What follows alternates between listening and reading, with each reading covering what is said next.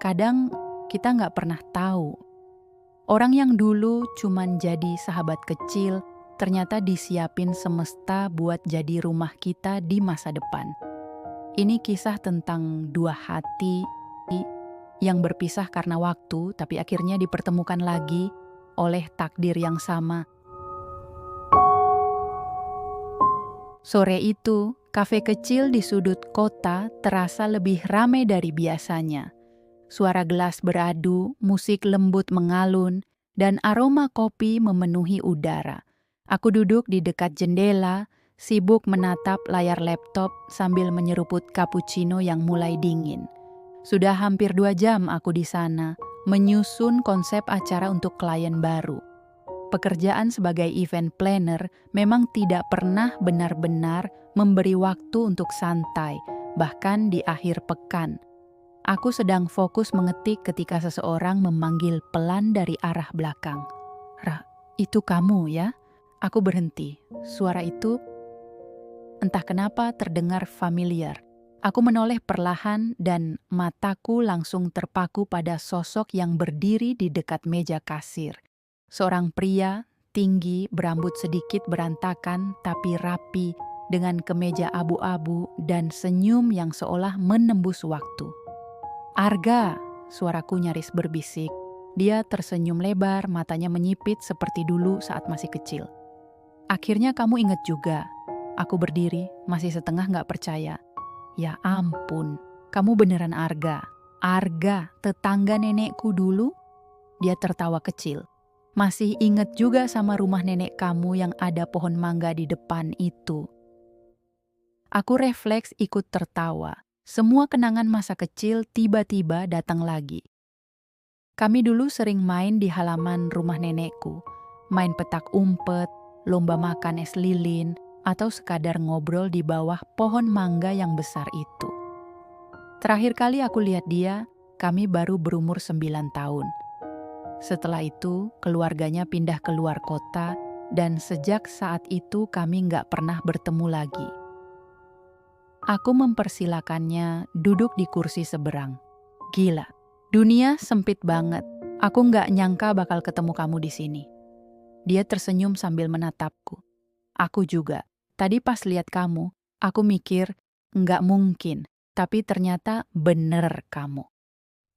Ada hening sebentar, tapi bukan hening yang canggung. Lebih seperti suasana aneh di mana dua orang mencoba memahami bagaimana waktu bisa berjalan begitu cepat.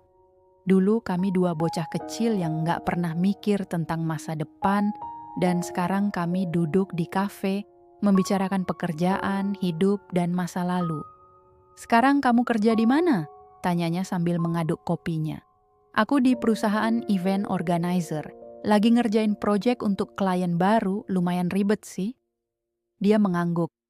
"Serius? Aku juga kerja di bagian promosi sebuah perusahaan. Mungkin kita sering ketemu di acara yang sama tapi nggak sadar." Aku tertawa kecil. "Wah, jangan-jangan kamu malah klien aku kali." Dia menatapku, sedikit heran. "Nama perusahaan kamu apa?" Aku sebutkan, dan dia langsung tertawa pelan. "Ya ampun, itu perusahaan kamu yang ngurus event kantor aku bulan lalu." Aku langsung melongo. "Serius? Kamu yang waktu itu jadi koordinator marketing itu?"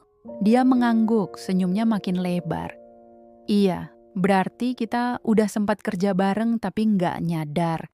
Aku tertawa. "Lucu banget ya, dunia sekecil itu ternyata." Setelah itu kami mengobrol lama. Tentang masa kecil, tentang betapa nakalnya kami dulu. Tentang saat kami pernah jatuh dari sepeda bareng sampai sama-sama nangis. Dan tentang ketika kami sembunyi di gudang nenek karena takut dimarahi gara-gara memecahkan pot bunga. Setiap kenangan terasa begitu hidup, seperti baru kemarin terjadi. Arga sekarang terlihat jauh berbeda. Dulu dia bocah kurus yang selalu berlari kemana-mana. Sekarang dia tinggi, tegap, dan punya senyum yang entah kenapa bikin jantungku berdetak lebih cepat dari biasanya. Tapi bukan cuma itu. Cara dia bicara, caranya memperhatikan setiap kata yang keluar dari mulutku, Semua terasa hangat dan menenangkan. Waktu berjalan tanpa terasa. Aku baru sadar sudah hampir 2 jam kami duduk di sana. Arga lalu menatap jam tangannya. Aku harus balik ke kantor, tapi aku pengen lanjut ngobrol. Boleh aku minta nomor kamu? Aku tersenyum, sedikit menunduk supaya dia nggak lihat wajahku yang mulai panas. Boleh, kami bertukar nomor. Sebelum pergi, dia sempat menatapku sekali lagi. Tatapannya lama, tapi bukan tatapan yang aneh. Lebih seperti seseorang yang baru saja menemukan sesuatu yang hilang sejak lama. Senang banget bisa ketemu kamu lagi, Ra, katanya pelan. Aku hanya tersenyum. Aku juga. Setelah dia pergi, aku duduk lama sambil menatap jendela. Hujan mulai turun pelan-pelan di luar. Aku menatap layar laptopku yang masih terbuka, tapi pikiranku melayang entah kemana.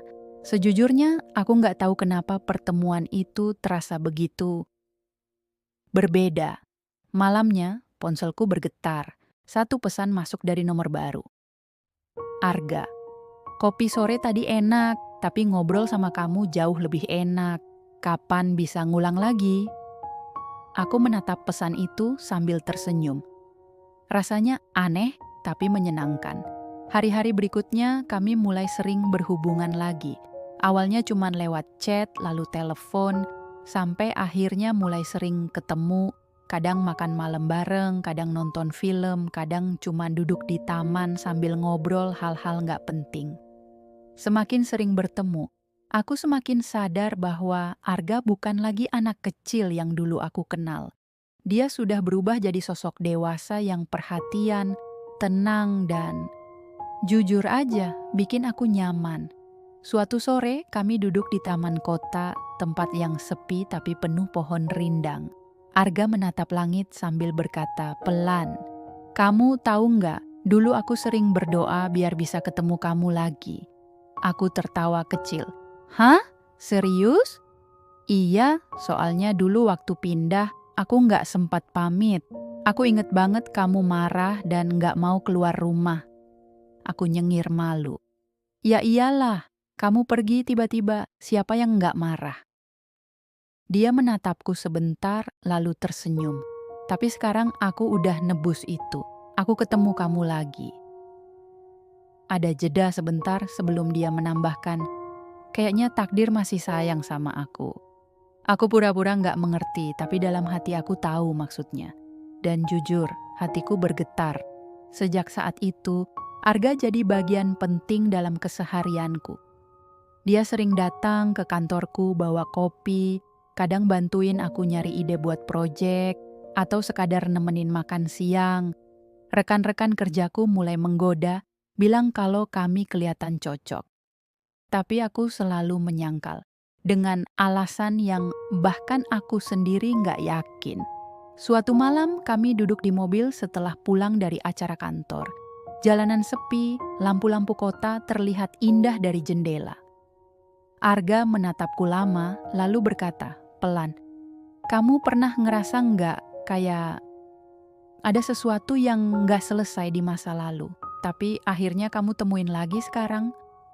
Aku menatapnya bingung. "Maksudnya?" Dia tersenyum kecil.